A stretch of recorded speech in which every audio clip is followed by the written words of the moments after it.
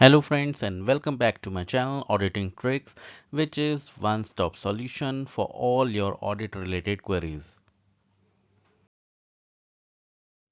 In this video, we'll be discussing the initial data request which you should send to your process owner if you're conducting HR and payroll audit.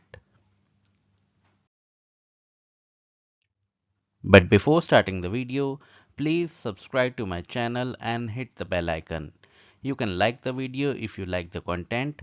You can save it and share with your friends. And you can share your comment in the comment section asking your queries. Now let's see what all initial data requests you should prepare and send if you are conducting human resource and payroll audit of an organization.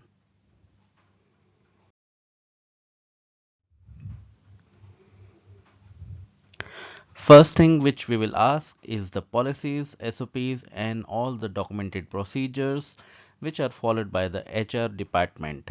It could be related to the attendance, hiring, payroll, leaving, separation of an employee, training of an employee, any statutory compliances, etc. And it can be asked for the audit period. We can ask the delegation of authority metrics. You can call it DOA or COA, which is followed for the HR related approval limits. We can ask for the employee master data, which must include the employee code, his name, the status, date of birth, date of joining, date of leaving, department, reporting manager, his contact details, and other details. And it can be as on date. We can ask for the employee master amendment log, which will include the details amended, if there is any deletion of the details, or if there is any blocking of the employees. This data is very useful if there are amendments in the employee details. And this must include the employee code, employee name, the old value, the new value which is being renewed, the amendment date, who have done that amendment, reason for amendment and the approvals.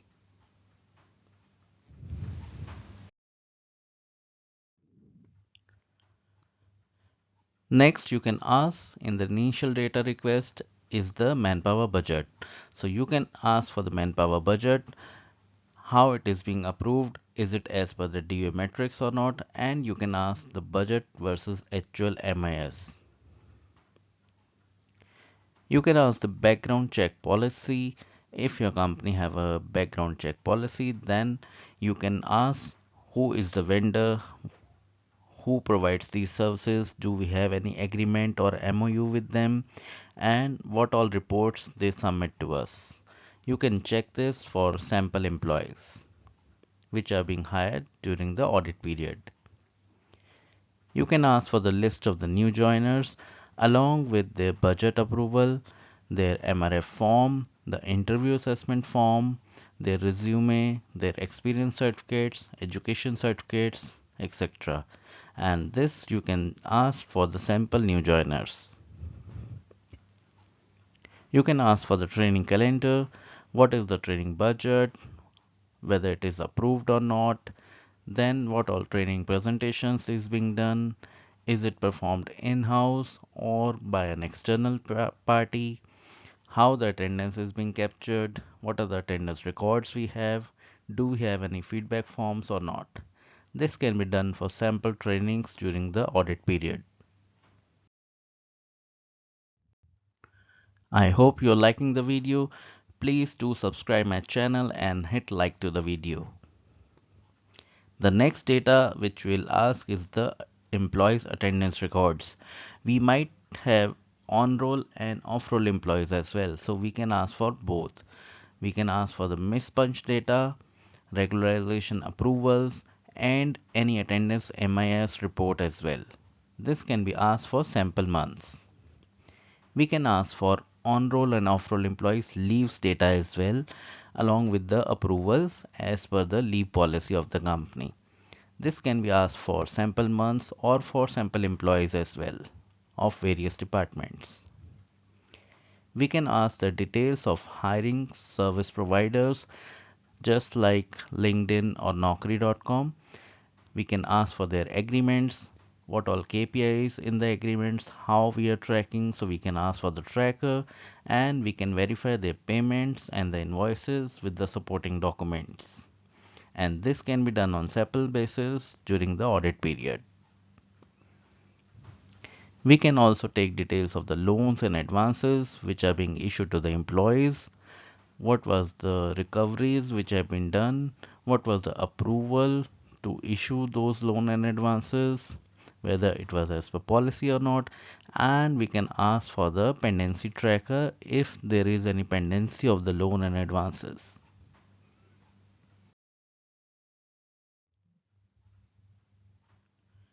Further, we can ask the payroll master data and the payroll amendment log. And this we can ask for the audit period. We can further ask payroll processing sheets, which must include the employee details, his code, his name, the department, his attendance records, leaves, pay days, how much we are paying to them, is there any overtime, and any statutory compliances as well. And this we can verify for the sample months. We can take list of leavers along with their resignation, termination, or any transfer letter. We can ask for the approvals if there are any exit checklists. So we can ask the exit interview forms of those leavers. We can ask for no due certificates, their relieving letters, etc. This we can ask for sample leavers. Then we can ask the full and final settlement calculations of the leavers, their approvals, the left employee acknowledgements, F&F payroll records, pending F&F tracker, and if there is a tracker, then we can ask the reasons why the F&F is being pending against the policy. This also we can verify for sample leavers. Then we can ask the organization chart which must be filled, and the vacant positions, it shows these things. So there might be a tracker with the company for the whole organization chart. We can have the employee performance evaluation tracker, manager feedback records, and the increment calculator as well. We can ask for the agreement of the service provider.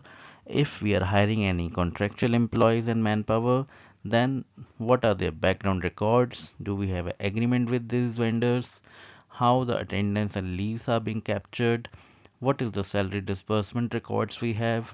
Do we have any compliances of the statutory compliances done by these service providers or not? This can be checked for sample contractors. At last, we can ask for the employee related compliance tracker with the supporting documents like returns and challans. And this can be asked for sample months for the audit period. So, congratulations to all of you. You are now aware what all things you need to ask in the data request if you are conducting human resource and the payroll audit.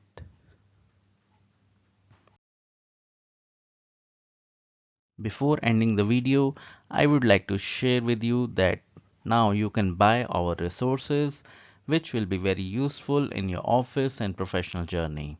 We have lot of internal audit checklist of various departments which you can buy and use it in your internal audits. We have risk registers covering more than 240 risk which you can use in your work, and we have PPT templates. We have 36 type of PPTs which includes more than 800 templates which looks very beautiful and in an editable form which you can use in your presentations and present to your stakeholders. So if you want to buy them, you can email me for the rate list on auditingtricks@gmail.com.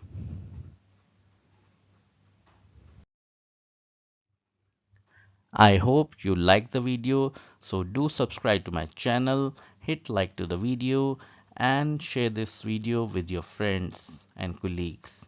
And do watch other videos on my YouTube channel. I will see you in the next video.